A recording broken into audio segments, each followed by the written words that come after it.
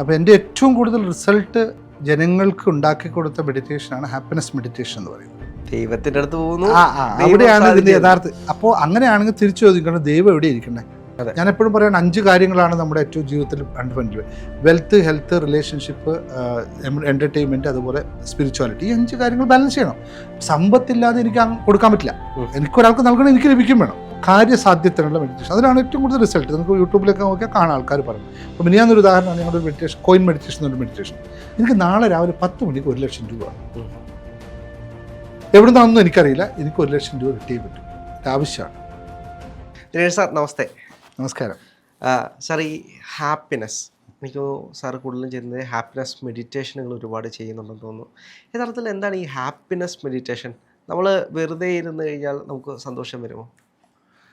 ഞങ്ങളുടെ പലതരത്തിൽ മെഡിറ്റേഷൻസ് നമ്മൾ ചെയ്യുന്നുണ്ട്. ഞങ്ങളുടെ ഏറ്റവും അടിസ്ഥാനപരമായിട്ടുള്ള ഫണ്ടമെൻ്റൽ എന്ന് പറയുന്നത് ഹാപ്പിനെസ്സാണ്. അപ്പോൾ എൻ്റെ ഏറ്റവും കൂടുതൽ റിസൾട്ട് ജനങ്ങൾക്ക് ഉണ്ടാക്കി കൊടുത്ത മെഡിറ്റേഷനാണ് ഹാപ്പിനെസ് മെഡിറ്റേഷൻ എന്ന് പറയുന്നത്. വെറുതെ ഇരുന്ന് കഴിഞ്ഞാൽ സന്തോഷം ലഭിക്കുമോ എന്നതല്ല അതിൻ്റെ പ്രത്യേകത. ഒരാളുടെ സന്തോഷത്തിനെ പറ്റി ഒരുപാട് കാര്യങ്ങൾ സംസാരിക്കാനുണ്ടാവും. പക്ഷേ മെഡിറ്റേഷനെ പറ്റി മാത്രം നമ്മളിപ്പോൾ ഞാനിതിനകത്ത് പറയാം. മെഡിറ്റേഷൻ എന്ന് പറയുന്നത് ആക്ച്വലി ഒരു പ്രോസസ്സാണ്, ഒരു ഹാപ്പനിങ് ആണ്, ഒരു സംഭവിക്കുന്ന കാര്യമാണ്. നമുക്കൊരാൾക്കും മെഡിറ്റേഷൻ പഠിപ്പിച്ചു കൊടുക്കാൻ പറ്റില്ല, ഒരാൾക്കും മെഡിറ്റേഷൻ സംഭവിപ്പിക്കാനും പറ്റില്ല. മെഡിറ്റേഷൻ ഒരു സ്റ്റേറ്റാണ്, അത് നമ്മൾ ചെയ്യുമ്പോൾ സംഭവിക്കുന്ന ഒരവസ്ഥയാണ്. അപ്പോൾ ഹാപ്പിനെസ് എന്ന് പറയുന്നതും സെയിമാണ്, ഒരവസ്ഥയാണ്. ആ അവസ്ഥ സംജാതമാകണം മെഡിറ്റേഷനിലൂടെ മാത്രമേ സാധ്യമാവുള്ളൂ എന്നാണ്. അതായത് ലളിതമായി പറഞ്ഞാൽ, നമ്മൾ എപ്പോഴാണ് സന്തോഷമില്ലാത്തവരാളായി മാറുന്നത്? നമ്മൾ സ്വസ്ഥത നഷ്ടപ്പെടും. അതായത് നമ്മൾ ഓവറായിട്ട് തിങ്ക് ചെയ്യുമ്പോൾ പ്രശ്നങ്ങൾ ആണ് ഈ തിങ്കിങ് എന്ന് പറയുന്നത്. നമ്മൾ അതിലേക്ക് കൂടുതൽ ഇങ്ങനെ ആഴ്ന്നിറങ്ങുമ്പോഴാണ് നമ്മൾ ഈ വിഷയങ്ങൾ വരുന്നത്. നിങ്ങൾ ആലോചിച്ച് നോക്ക്, ഒരുപാട് പ്രശ്നങ്ങളുള്ള ഒരാൾ ഉറക്കമില്ലാത്ത അവസ്ഥ വരുന്നുണ്ട് അവർക്ക്. അതൊരു മെഡിക്കൽ കണ്ടീഷനാണ്. പക്ഷേ എപ്പോഴെങ്കിലും അയാൾ ഒരിക്കലും ഉറങ്ങുന്നുണ്ടല്ലോ, ആ ഉറക്കത്തെ സമയത്തേക്ക് പ്രശ്നമുണ്ടോ? ഇല്ല. അപ്പോൾ അത് നമ്മൾ അവസ്ഥയിൽ നിന്ന് മാറി.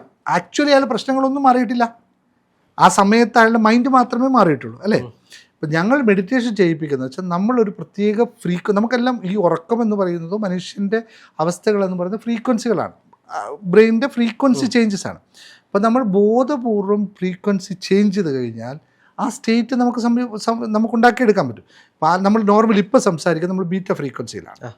പിന്നെ നീയും 2 പേരും ഒരു 5 മിനിറ്റ് ഓക്കെ നമുക്കൊന്ന് ഇരിക്കാം എന്ന് കരുതി നമ്മളൊന്ന് ഫോക്കസൊക്കെ ചെയ്ത് ഏതെങ്കിലും ഒരു മുദ്രയൊക്കെ പിടിച്ച്, മുദ്ര എന്ന് വെച്ചാൽ മറ്റൊന്നുമല്ല, എനർജി ബാലൻസ് ചെയ്യുന്നൊരു മെത്തേഡാണ്. മുദ്രയൊക്കെ പിടിച്ച് നമ്മളിങ്ങനെ ഇരിക്കുകയാണ്, ഒന്നും ചെയ്യുന്നില്ല, ഇരിക്കുകയാണ്. പക്ഷേ നമ്മുടെ എല്ലാ പ്രവർത്തനവും നടക്കുന്നുണ്ട്, ബ്രെയിൻ നടക്കുന്നുണ്ട്. പക്ഷെ ഞാൻ ഇൻവോൾവ് ആവുന്നില്ല എന്ന് കരുതി ഞാൻ മറ്റെന്തിലും ശ്രദ്ധിക്കാതിരിക്കുകയാണ്. അപ്പോൾ ഓട്ടോമാറ്റിക് എൻ്റെ ബ്രെയിൻ തീറ്റയിൽ നിന്നും ആൽഫ ഫ്രീക്വൻസിയിലേക്ക് മാറും, ആൽഫ ഫ്രീക്വൻസിയിൽ നിന്ന് ഡെൽറ്റ ഫ്രീക്വൻസിയിലേക്ക് മാറും, ഡെൽറ്റയിൽ നിന്ന് തീറ്റയിലേക്ക് മാറും. ഈ മാറ്റമാണ് മെഡിറ്റേഷൻ. അപ്പോൾ എന്ത് സംഭവിക്കുന്നു വെച്ചാൽ, ബീറ്റ ഫ്രീക്വൻസിയിലാണ് എൻ്റെ പ്രോബ്ലംസ് എല്ലാം ഉള്ളത്. ആൽഫയിൽ പോകുമ്പോൾ എൻ്റെ പ്രോബ്ലം അവിടെ കുറഞ്ഞു, മറ്റൊരവസ്ഥയേ ഉള്ളൂ. മറ്റ് 2 ഫ്രീക്വൻസിയിൽ പോകുമ്പോൾ ഈ അവസ്ഥയല്ല, നമ്മൾ വേറെ സ്റ്റേറ്റായി മാറിക്കഴിഞ്ഞു. സ്വസ്ഥ അനുഭവിച്ചോ? ഇനി തിരിച്ചു വരുന്നയാൾ ഒരു ഗ്യാപ്പ് കഴിഞ്ഞിട്ടാണ് വരുന്നത്. അതായത് ഈ പ്രോബ്ലം ഉണ്ടാവുന്ന സമയത്തുള്ള ഞാനല്ല തിരിച്ചു വരുന്നത്, മറ്റൊരു ഞാനാണ്. അപ്പോൾ ഈ അലൈൻമെൻറ്റ് വരുമ്പോൾ ഈ സാധനം നമുക്കില്ലാതെയാകും. പക്ഷെ അത് എങ്ങനെയാണ്? ഇപ്പോൾ ഒരുപാട് പ്രശ്നങ്ങളായിട്ട് ഇപ്പോൾ സാറിൻ്റെ അടുത്തേക്ക് വരികയാണ്. ആദ്യ തവണ മെഡിറ്റേഷനിൽ ഇരുന്ന് കഴിഞ്ഞാൽ ഉറപ്പായിട്ടും സംഭവിക്കില്ല, ഒരു മാറ്റവും സംഭവിക്കില്ല. പക്ഷെ അത് എത്ര നാൾ നമ്മൾ ഒരു 2 days 3 days ഒക്കെ കഴിയുമ്പോഴേക്കും മാറ്റം ഉണ്ടാകാൻ തുടങ്ങും. 2 days കൊണ്ട് അത്രയും പെട്ടെന്ന് മാറ്റം ഉണ്ടാകും? അത് ഞാനായിട്ട് ചെയ്യുന്ന മാറ്റമല്ല, അത് അവരുടെ ബ്രെയിനിൽ മാറ്റം വരും. നമ്മൾ അങ്ങനെയാണ് പ്രാക്ടീസ് ചെയ്യുന്നത്. ഇതിനകത്ത് എന്തെങ്കിലും പ്രത്യേക സെക്ഷൻസോ മറ്റു അങ്ങനൊന്നും അല്ല. അത് ഞങ്ങളുടെ 2 തരത്തിലുള്ള മെഡിറ്റേഷൻസ് ആണുള്ളത്. ഒന്ന് നമ്മൾ ചെയ്യുന്നത് ഒരു പ്രത്യേക കാര്യസാധ്യത്തിനായിട്ടുള്ള മെഡിറ്റേഷൻ. കാര്യസാധ്യത്തിന് മെഡിറ്റേഷൻ? നമ്മുടെ ഇതെല്ലാം പറഞ്ഞിട്ട് നമ്മുടെ കാര്യസാധ്യം എങ്ങനെ സംഭവിക്കുന്നത്? നമ്മുടെ ബ്രെയിനിൽ മാറ്റങ്ങളല്ലേ. ഇപ്പോൾ ഉദാഹരണത്തിന് ഒഴിക്കുകയാണ്, എനിക്ക് ലോ ഓഫ് അട്രാക്ഷനൊക്കെ നമ്മൾ ഒരുപാട് പ്രാക്ടീസ് ചെയ്യിക്കുമ്പോൾ കാര്യസാധ്യം എന്ന് വെച്ചാൽ നമ്മളിപ്പോൾ വിചാരിക്കുകയാണ്, എനിക്ക് നാളെ ഒരു പുതിയ ഷർട്ട് വാങ്ങിക്കണം, ഒരു ഉദാഹരണം പറയാം, അല്ലേ? ഷർട്ട് വാങ്ങിക്കണം എന്ന് വിചാരിച്ചു എന്ന് കരുതിക്കോ. നമ്മൾ അടുത്ത പരിപാടി എന്താ? ഷർട്ട് എങ്ങനെ കളറായിരിക്കണം, അല്ലേ? ഏത് ഇവിടുന്ന് വാങ്ങിക്കണം, എത്ര വില അയക്കണം എന്ന് ചിന്തിക്കുകയല്ലേ ചെയ്യുന്നത്. ഇത് നമ്മൾ ചിന്തിക്കുമ്പോൾ നമുക്ക് കുറേ പല ക്വസ്റ്റ്യൻസ് വരും ഇല്ലേ? അതെ. ഇപ്പം ഞാൻ പർട്ടിക്കുലറായിട്ട് എനിക്ക് ചുവന്ന കളർ ഷർട്ട് 2000 രൂപയ്ക്ക് വാങ്ങിക്കണം, എനിക്ക് വേറെ ചോയ്സ് ഒന്നും വേണ്ടല്ലോ, ഞാൻ ഡിസൈഡ് ചെയ്തു. ഞാനൊരു ഉദാഹരണം പറഞ്ഞാണ്, ഇതൊന്നും അല്ല നമുക്ക് വേണ്ട, വേറെയാണ്. അല്ല, പക്ഷേ ഈ കാര്യസാധ്യം എന്ന് പറയുമ്പോൾ നമ്മുടെ മനസ്സിലേക്ക് ആദ്യം വരുന്നത് ഇപ്പോൾ ഏതെങ്കിലും ക്ഷേത്രത്തിൽ പൂജ നടത്തുന്നതോ അല്ലെങ്കിൽ അർച്ചന നടത്തുന്നതോ അങ്ങനെ എന്തെങ്കിലും ആയിരിക്കും നമ്മുടെ മനസ്സിലേക്ക് ആദ്യം വരുന്നത്. കാരണം ഇപ്പോൾ ഒരു ഷർട്ട് വാങ്ങിക്കുമ്പോൾ നമുക്കറിയാം ഒരു ഷർട്ട് വാങ്ങുന്നതിൽ ഇത്ര ആകണം, പക്ഷെ അതിലും വലിയ ആഗ്രഹങ്ങൾ വരുമ്പം വിഷയമാകത്തില്ലേ? ആവട്ടെ, എന്ത് വലിയ ആഗ്രഹം ആയിക്കോട്ടെ, ഇതെല്ലാം സാധിക്കേണ്ടത് നിങ്ങളുടെ മനസ്സിൽ തന്നെയല്ലേ? ഇപ്പം നേരത്തെ പറഞ്ഞില്ലേ, ക്ഷേത്രത്തിൽ പൂജ ചെയ്താൽ എന്താണ് സംഭവിക്കുന്നത്? ദൈവത്തിന്റെ അടുത്ത് പോകുന്നു, അവിടെയാണ് ഇതിന്റെ യഥാർത്ഥ. അപ്പോൾ അങ്ങനെയാണെങ്കിൽ തിരിച്ചു ചോദിക്കണം, ദൈവം എവിടെ ഇരിക്കണ്ടേ? ദൈവം നമ്മുടെ മനസ്സിലാണെന്ന്. പിന്നെ നമ്മൾ ക്ഷേത്രത്തിൽ പോയിട്ട് പൂജ നടത്തിയിട്ട് കാര്യമുണ്ടോ? മനസ്സിനല്ലേ ഇത് വേണ്ടത്. അപ്പം നമ്മൾ ക്ഷേത്രത്തിൽ പോയി പൂജ നടത്തിയാലും നമ്മൾ ഇവിടെ നിന്ന് നമ്മളെ മൈൻഡിനെ ട്യൂൺ ചെയ്താലും രണ്ടും ഒന്ന് തന്നെയാണ്. വിശ്വാസം മാത്രമാണ് വർക്ക് ചെയ്യുന്നത് അല്ലേ? ക്ഷേത്രത്തിൽ പൂജ നടത്തിയാൽ നമ്മൾ വിശ്വസിക്കുന്നു ദൈവം എനിക്ക് തരുന്നു. അപ്പം ദൈവം എവിടെയാണെന്ന് ചോദ്യത്തിന് ഉത്തരം പറഞ്ഞു എൻ്റെ മനസ്സിൽ തന്നെ. അപ്പം ആരാ തരുന്നത്? എൻ്റെ മനസ്സ് തന്നെയല്ലേ അല്ലേ? അല്ലെങ്കിൽ നമ്മൾ മറ്റൊരു ദൈവം മറ്റൊരു സങ്കല്പമാണെന്ന് കരുതിക്കോ, അത് നമ്മളിലേക്ക് അത് നൽകുന്നു. സ്വീകരിക്കേണ്ട ആൾ ഞാൻ തന്നെയാണേ, വ്യത്യാസമില്ല. അവിടെ പൂജാരി സ്വീകരിച്ചിട്ടല്ലല്ലോ എനിക്ക് തരുന്നത്, ഞാൻ തന്നെയാണ്. അപ്പോൾ ട്യൂണിങ് എല്ലാം നടക്കേണ്ട ഇവിടെയാണ് അല്ലേ? അപ്പോൾ നമുക്ക് അതേ ട്യൂണിങ് നമുക്ക് ഇരുന്നുകൊണ്ട് ചെയ്തുകൂടെ?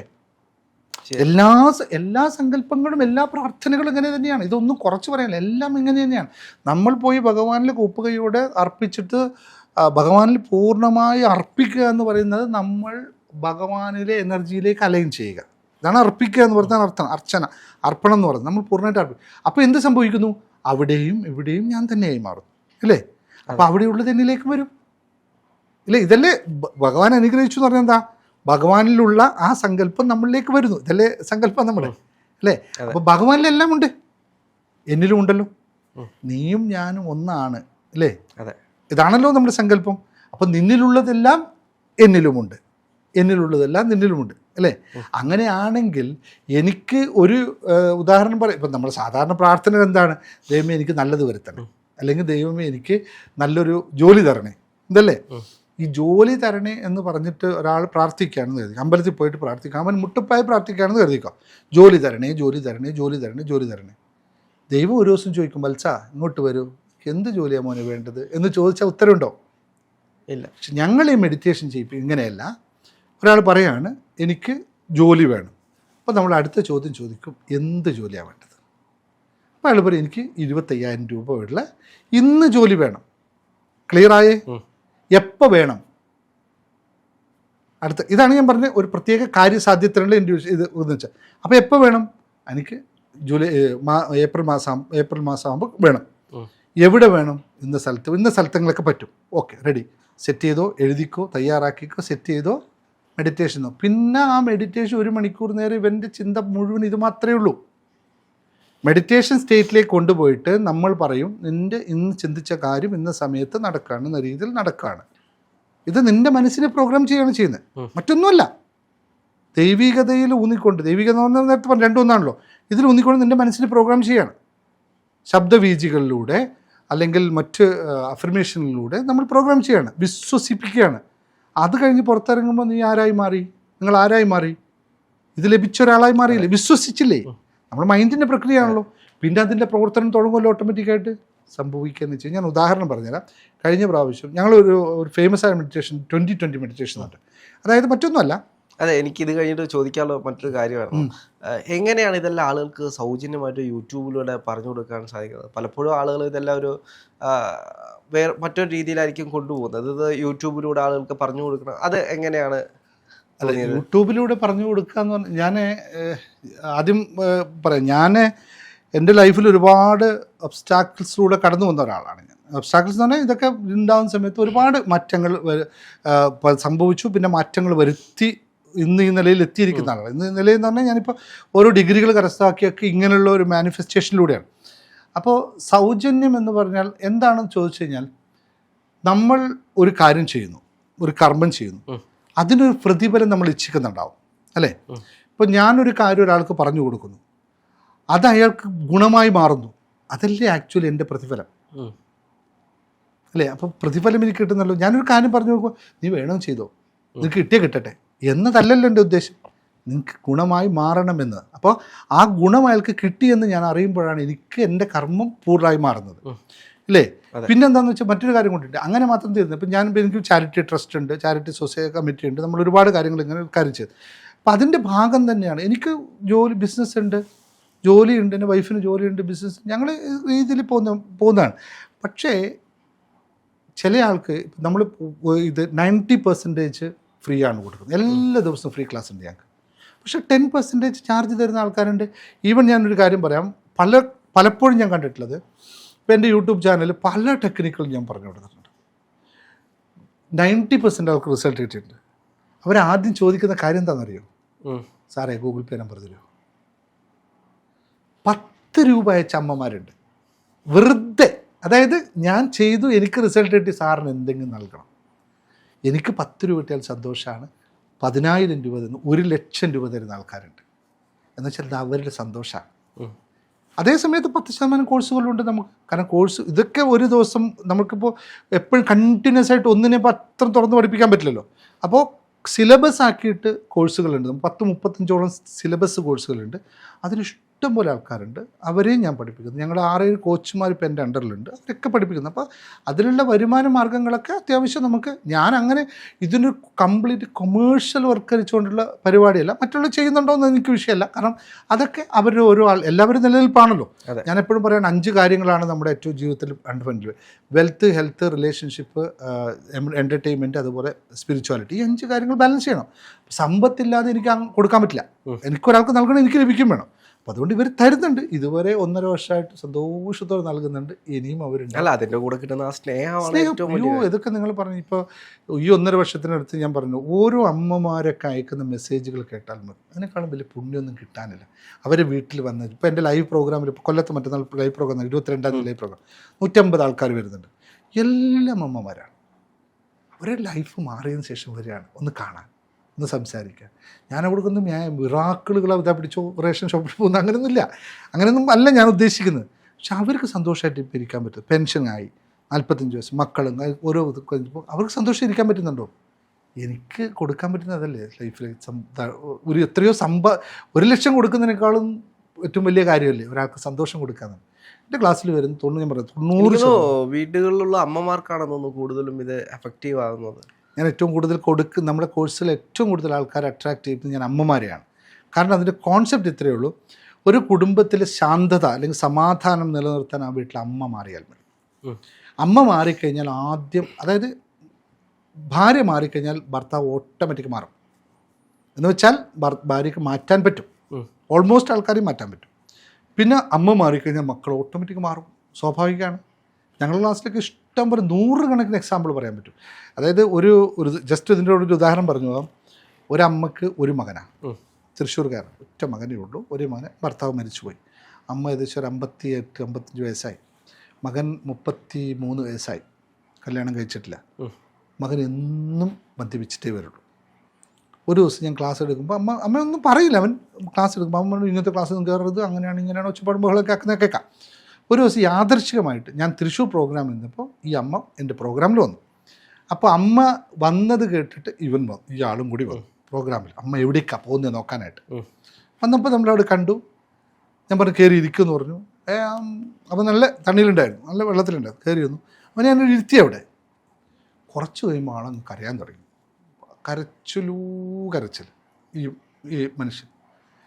അതിനുശേഷം അവൻ മദ്യം തൊട്ടിട്ടില്ല, കല്യാണം കഴിച്ചു, വീട് വാങ്ങിച്ചു. 1.5 വർഷത്തിന് വീട് വാങ്ങിച്ചു, അമ്മയെ പൊന്നുപോലെ നോക്കുന്നു, ഭാര്യയെ പൊന്നുപോലെ നോക്കുന്നു. അവനും മാറിയിട്ടുണ്ട്.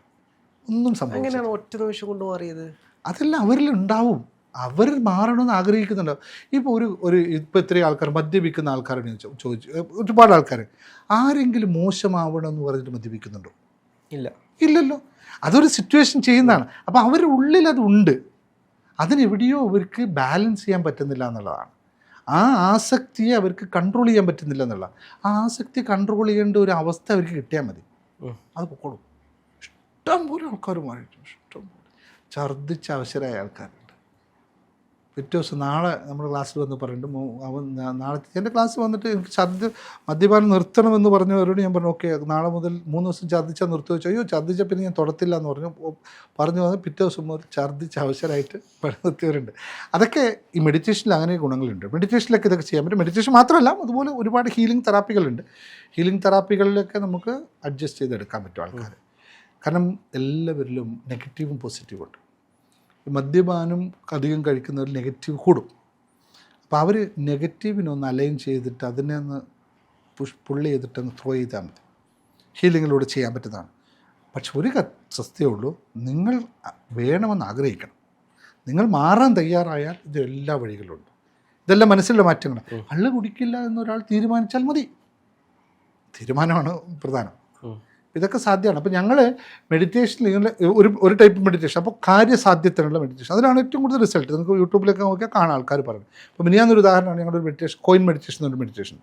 കോയിൻ മെഡിറ്റേഷൻ ചെയ്യുമ്പോൾ ഒരു 160-170 ആൾക്കാരിൽ എല്ലാവരും ഒരു വേണ്ട ആഗ്രഹം വെച്ചിട്ട് ഒരാൾ പറഞ്ഞു എനിക്ക് നാളെ രാവിലെ 10 മണിക്ക് 1 ലക്ഷം രൂപ വേണം.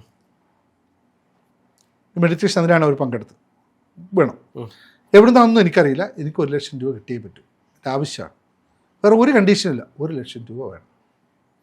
ശൂന്യതയിൽ പൈസ ഉണ്ടാവില്ല, അങ്ങനെ സംഭവം കോൺസെപ്റ്റും ആരും മിസ്അണ്ടർസ്റ്റാൻഡ് ചെയ്യുമ്പോണ്ട. പിറ്റേ ദിവസം രാവിലെ അവർക്ക് 9 മണിക്ക് അവരുടെ ഒരു ചിട്ടി നറുക്കെടുപ്പുണ്ടായിരുന്നു. ആ നറുക്ക് അവർക്ക് വീണു 1 ലക്ഷം രൂപ കിട്ടി. കറക്റ്റ് 1 ലക്ഷം രൂപ എന്ന് വെച്ചാൽ അവർ ആ ചിട്ടിക്ക് കൂടിയില്ലെങ്കിൽ കിട്ടും എന്നല്ല ഞാൻ പറഞ്ഞതിൻ്റെ അർത്ഥം. സാധ്യതകൾ വേറെ ഉണ്ടാവും. പക്ഷെ നമ്മുടെ യഥാർത്ഥ വിഷയം എന്താ, ഈ സാധ്യതകളെ പറ്റി നമ്മൾ ചിന്തിക്കില്ല എന്നാണ്.